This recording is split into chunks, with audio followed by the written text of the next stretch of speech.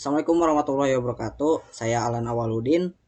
Di sini saya akan menyampaikan poin SKU di nomor 1 yang mengenai keagamaan, di mana di poin nomor 1 ini ada beberapa poin lagi.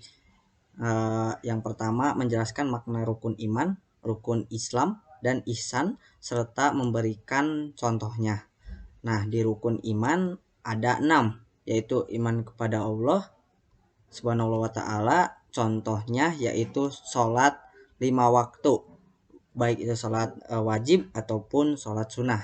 Nah, selanjutnya iman kepada malaikat. Contohnya itu memohon hidayah serta bersyukur, mempersiapkan diri untuk kematian. Terus iman kepada kitab-kitab Allah, menjadikan pedoman dalam hidup di dunia, mengamalkan yang baik dan menghindari yang jelek, perilaku yang tidak dibenarkan oleh kitab-kitab. Iman kepada nabi dan rasul, berbakti kepada kedua orang tua, sebab perbuatan ini sangat mulia. Selain diperintahkan langsung oleh Allah, juga disampaikan langsung oleh Rasulullah SAW. Senantiasa berperilaku jujur pada keluarga, baik kepada ayah, ibu, ataupun saudara. Iman kepada hari akhir. Iman kepada hari akhir, rajin beribadah untuk mempersiapkan bekal kematian di akhirat. Iman kepada qadar, seseorang yang sabar dan bertawakal. Lanjut ke rukun Islam. Rukun Islam yang pertama 2 kalimat syahadat. 2 kalimat syahadat itu diucapkan oleh seorang muslim sebagai bukti keyakinan dalam memeluk agama Islam dan ikhlas dalam menjalani syariat yang diwajibkan. Selanjutnya sholat. Sholat pasti sudah tahu, sholat adalah tiang agama. Sholat yang sering dilakukan, sholat 5 waktu maupun sunnah. Langsung puasa yang sering dilakukan pada saat bulan Ramadan. Dan zakat dilakukan sebelum Idul Fitri. Terus haji kalau mampu ya. Dan di rukun ihsan yaitu sholat, zakat, berbuat baik kepada orang tua, kerabat, anak yatim, orang miskin, serta bertutur kata yang baik kepada sesama manusia. Tata cara, lanjut ke memahami aturan tata cara menjamak serta mengqashar sholat dan mampu menjadi imam dalam sholat berjamaah. Tentu di menjadi imam dalam sholat berjamaah saya mampu dan memahami aturan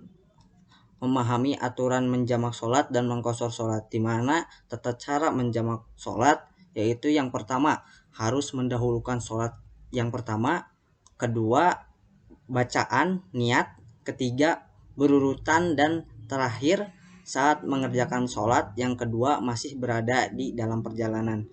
Nah, tata cara sholat qashar yaitu sholat qashar adalah melakukan sholat wajib dengan mengurangi atau meringkas jumlah rakaat sholat yang bersangkutan.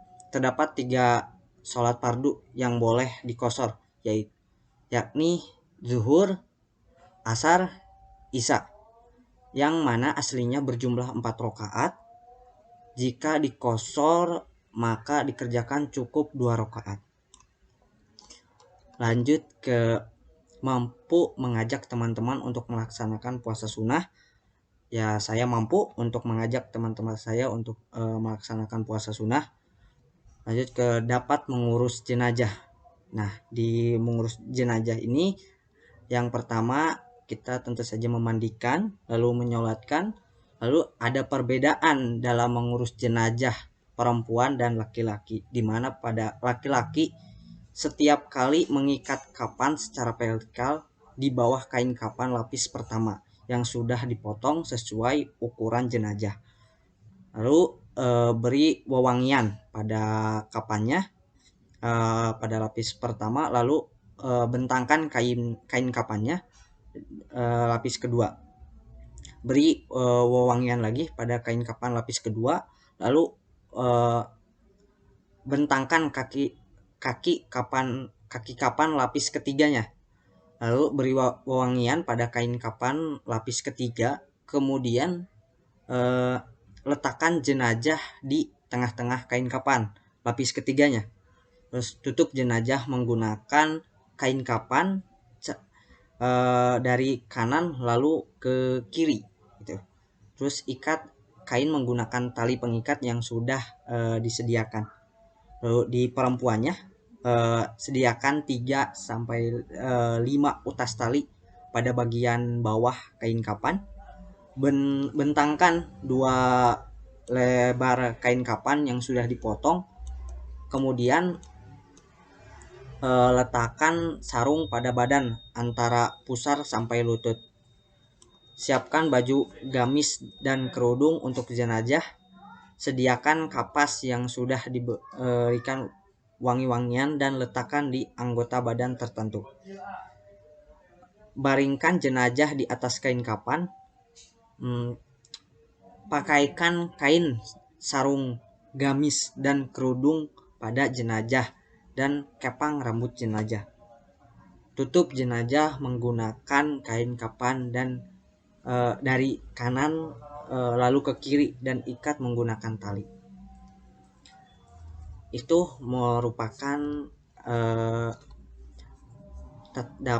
mengurus jenazah gitu. Terus dapat menjelaskan dan melaksanakan zakat fitrah dan zakat mal, serta dapat menghitung nisab zakat. Yang pertama, kita harus tahu dulu apa itu zakat. Zakat, pengertian zakat. Zakat berasal dari bentuk kata zakat yang berarti suci, baik, berkah, tumbuh dan berkembang. Dinamakan zakat karena di dalamnya terkandung harapan untuk memperoleh berkah, membersihkan jiwa, memupuk dengan berbagai kebaikan. Zakat fitrah. Nah, zakat fitrah yang diwajibkan atas setiap jiwa baik lelaki dan perempuan muslim yang dilakukan pada bulan Ramadan hingga menjelang sholat Idul Fitri. Sementara zakat mal adalah zakat yang dikenakan atas jenis harta yang secara zat maupun substansi perolehannya. Nah, cara menghitung zakat mal adalah 2,5% dikali jumlah harta yang tersimpan selama 1 tahun. Contohnya misalnya pada 15 Desember 2019 saya membeli emas sebanyak 200 gram, maka besar nisab harta kekayaan berupa emas adalah 2,5% gitu.